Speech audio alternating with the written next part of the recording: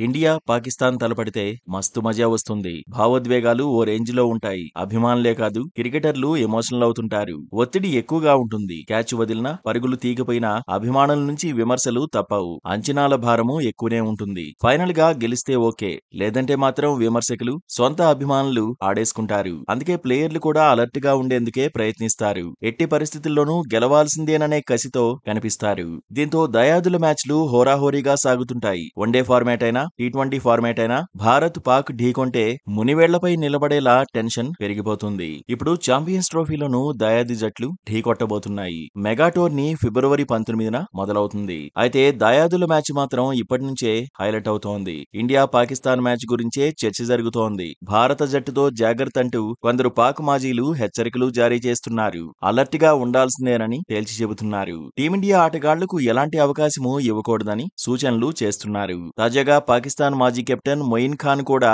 కొన్ని సూచనలు చేశాడు. మ్యాచ్ లో పైచేయి సాధించాలంటే టీమిండియా ప్లేయర్లతో స్నేహంగా ఉండొద్దని అన్నాడు. ప్రత్యర్థి ప్లేయర్లను గౌరవించడం ఓకే గాని ప్రొఫెషనలిజం బౌండరీస్ ను దాటొద్దని అన్నాడు. అంటే ఓ రకంగా భారత ప్లేయర్లతో స్నేహం అంటే మ్యాచ్ లో నిండా మునిగినట్టే అని హెచ్చరించాడు. మైదానంలో పోటీ పడాలన్నాడు. అప్పుడే విజయం సాధించాలనే పట్టుదల పెరుగుతుందన్నాడు. ఫ్రెండ్లీగా రియాక్ట్ అయితే దాన్ని వీక్నెస్ గా చూసే ప్రమాదం ఉందన్నాడు. గతంలో గ్రౌండ్ లో ఉన్నప్పుడు భారత ఆటగాళ్లతో మాట్లాడొద్దని సీనియర్లు చెప్పేవారన్నాడు. కానీ ఈ మధ్య పరిస్థితులు అలా లేవన్నాడు. భారత ఆటగాళ్లతో పాకిస్తాన్ ఆటగాళ్లు ఫ్రెండ్లీగా ఉంటున్నారన్నాడు. అలా ఎందుకు ఉంటున్నారో తనకు అర్థం కావడం లేదన్నాడు. గ్రౌండ్ లోనే కాకుండా బయట కూడా పరిమితులు ఉంటాయన్నాడు. ఆ పరిమితులను తప్పనిసరిగా ఫాలో కావాలన్నాడు. కానీ పాకిస్తాన్ ప్లేయర్లు అర్థం చేసుకోవడం లేదన్నాడు.